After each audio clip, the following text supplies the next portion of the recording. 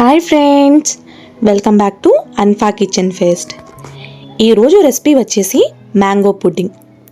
ఈ సమ్మర్లో దొరికే తీయనైన మామిడికాయలతో ఇంకొంచెం తీయగా మరియు క్రీమీగా చల్లగా మ్యాంగో పుడ్డింగ్ని ఎలా చేయాలో స్టెప్ బై స్టెప్ ఈ వీడియోలో చూపిస్తున్నానండి.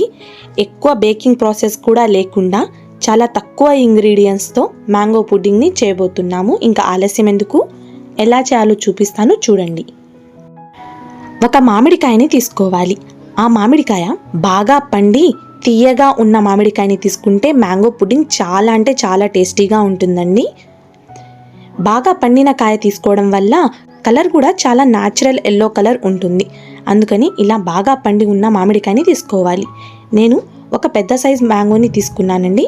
మ్యాంగో తీసుకొని పైనున్న పీల్ని రిమూవ్ చేసుకోవాలి. ఇలా సన్నని ముక్కల్లాగా కట్ చేసుకొని ఒక మిక్సీ జార్లో వేసుకోవాలి. ఇందులోనే 1/2 కప్పు పంచదారని కూడా వేసుకోవాలి. మీరు తీసుకునే మామిడికాయ తీయదనాన్ని బట్టి పంచదార అనేది డిపెండ్ అయి ఉంటుంది. ఇన్ కేస్ మీరు తీసుకున్న మామిడికాయ కొంచెం చప్పగా అనిపిస్తే 1/2 కప్పు పంచదారకి కొంచెం తక్కువ తీసుకోండి. ఇలా తీసుకుంటే మీకు స్వీట్నెస్ అనేది సరిగా సరిపోతుంది. ఇందులోనే 2 పించ్ ఆఫ్ సాల్ట్ని వేసుకోండి. స్వీట్స్ ఎప్పుడైనా ప్రిపేర్ చేసేటప్పుడు మీరు చిటికెడైన ఉప్పుని వేసుకోవాలి. ఇలా వేసుకుంటే స్వీట్నెస్ని బ్యాలెన్స్ చేసుకుంటూ స్వీట్ అనేది చాలా అంటే చాలా బాగుంటుందండి. ఇందులోనే 1/2 కప్పు పాలని వేసుకొని వీలైనంత మెత్తగా గ్రైండ్ చేసి తీసుకోవాలి. చూసారా, ఇలా మెత్తగా గ్రైండ్ చేసి తీసుకోవాలి. స్టవ్ మీద ఒక ప్యాన్ పెట్టుకొని ఆ ప్యాన్లో ఈ మ్యాంగో ప్యూరీని వేసుకోవాలి. 2 మినిట్స్ పాటు ఈ మ్యాంగో ప్యూరీని కలుపుకుంటూ వేడి చేసుకోవాలి. ఒక బౌల్లో 1/2 కప్పు కార్న్ఫ్లోర్, 1/2 కప్పు పాలు వేసుకొని కార్న్ఫ్లోర్ని బాగా కలుపుకోవాలి.